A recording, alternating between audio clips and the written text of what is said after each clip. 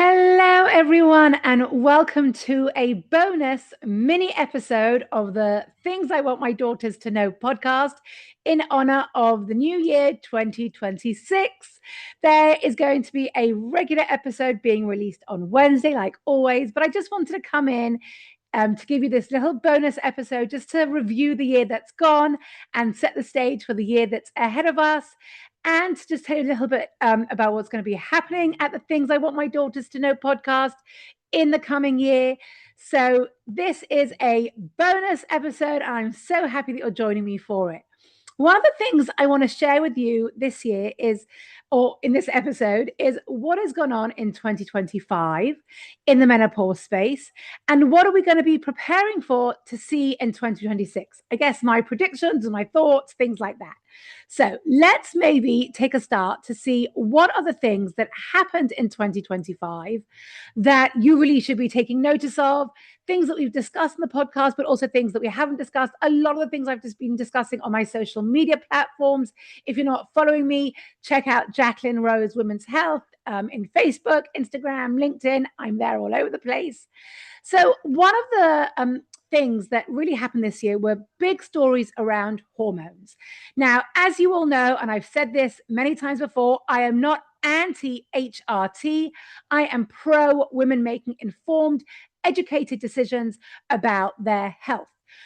So some of the stories that were very prominent about hormones this year were related to the FDA removing their long-standing black box warning from HRT, saying that now it's safe and there is no cancer risks. And this goes back to the 2002 Women's Health Institute research study that came out with these very big media hyped up announcements that HRT causes cancer. We now know that all of that hype was totally a misdirect. It has totally been debunked, and their findings have really been totally corrected or made much, much more precise and more accurate.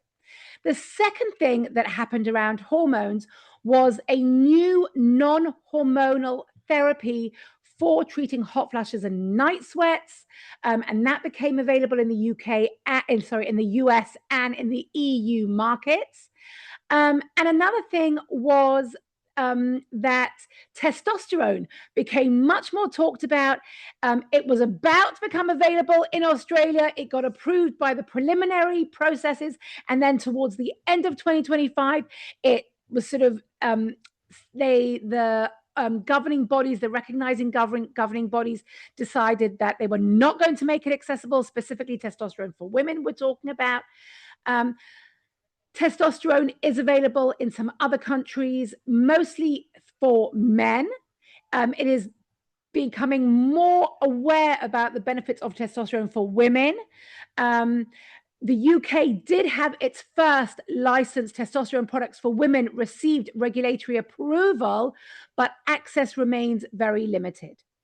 Other things that happened were the UK NHS National Health System approved or has recommended in their annual health checks to do menopause related questions to assess where their female patients are on their menopause journey. This is part of their regular health and wellness checks for midlife people.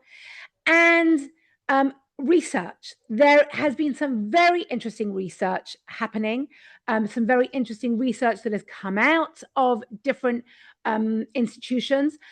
However, what we still do know is that women's health-based research is super, super limited. Women's health-based research is underfunded, and women's health-based research is not really looking at menopause in a very specific way. So we need a lot more research. However, we have seen some very interesting research and really looking at specific ways that menopause impacts symptoms, longevity, and things like that. One of the other things that we have seen a lot of is menopause societies, parliamentary panels, and other recognized and governing groups and regulatory groups developing new or updated guidelines for menopause care. So menopause is on the table. It is being talked about everywhere. I would say, if I wanted to sum up 2025, it is that menopause is now out there, and you cannot now put the lid back on this. We are talking about it. It is in every social media platform. You now have big menopause influencers. So whilst there are still major gaps in the market of knowledge, good quality research, good quality information and data to help support women, good quality analysis of, for example, HRT, the pros, the cons, the short-term versus long-term impacts and benefits. We are heading in the right direction, because menopause now cannot be put back in the cupboard. We cannot ignore that it now exists. Some of the things that I see maybe looking ahead into 2026 is that menopause care, menopause treatment, understanding the way that menopause shows up for women, understanding the way that menopause impacts women, and the diversity and the range and the variation of how that happens is going to become more of the hot topic. We're going to move away from talking about menopause in these general terms and looking really at women's lived experiences. That really is my hope, because that really is where women are struggling. The broad brushes and the broad generalizations are great to begin with, but we really need to dig a little bit deeper. If we really want to support women on their menopause journey, we need to look at the diversification of how it shows up, how socioeconomic factors impact women's menopause experience, ethnic and cultural factors impact women's experiences. So I'm really hoping that this is going to become a more personalized issue, more of a public health issue. It's not going to stay in the social media influencer sort of genre, where it really is holding a lot of weight now, but really getting down to much more practical issues. I think we're going to have more education happening for both professionals, both the healthcare providers and the women themselves. There are going to be more training programs available, whether they be in the workplace to support women and their colleagues, whether it be through menopause societies or in medical training programs. There is just going to be more information. Now, more information doesn't always mean more support and more practical help, but it does mean, hopefully, that we will be peeling back the layers on this topic and really getting down to the real issues, rather than living in that soundbite space, fear space, myth space. That's sort of what I'm really hoping for. And as I said, the workplace menopause support will become big business and much more standardized.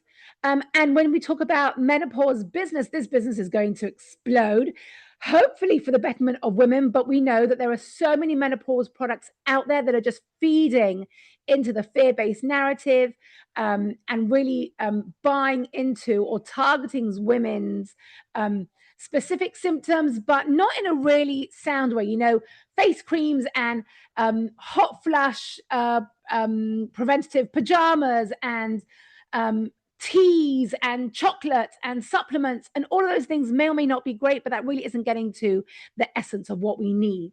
But femtech, I think, is going to grow in the women's health space in general, and for menopause specifically. Hopefully we will see AI being used in a very positive way, to see that digital health space grow for women's support. But I think the biggest shift that we are going to see in 2026 is the cultural language that is being used. And that is, and this is really is my hope, and the area that I'm going to be focusing on much more in 2026, is really talking truth to, maybe not power, but talking truth to women, and really getting away from the noise and the big influencers, and really getting and removing a lot of that fear and negative connotations, and starting the menopause conversation with menopause equals symptoms, and you've got symptoms, and that's how, you know, you're struggling and suffering. I don't believe that. I think women are smarter than that. I think women know that they deserve better than being talked to from a fear-based place. And also, not every woman experiences symptoms. Yes, many women do, but there are plenty of women who experience menopause in a very different way, without symptoms or with minimal symptoms that do not debilitate them, and they are not defined by their symptoms. And I really want us to see the language around menopause changing, the education and information around menopause changing, and women becoming much more empowered and proactive to make informed decisions and to go into their doctor's appointments with information, printing up guidelines or menopause society guidelines or whatever it is, or research that's come out, and, having collaborative conversations with their healthcare providers. So that's sort of a summary of what I see happening in the menopause space in general. I launched the Things I Want My Daughters to Know podcast in September, and we've had 4 amazing months of episodes covering all different things, from period tracking to the launch episode, which was the conversation with my daughters, which was received so well, and everyone loved that conversation. And I will be bringing my daughters back in 2026 to talk about more things and more topics. And other topics we've covered is also all about menopause from a slightly different perspective, not the regular things you're hearing on some of the documentaries or the TV shows, but really digging a little bit deep into the menopause conversation.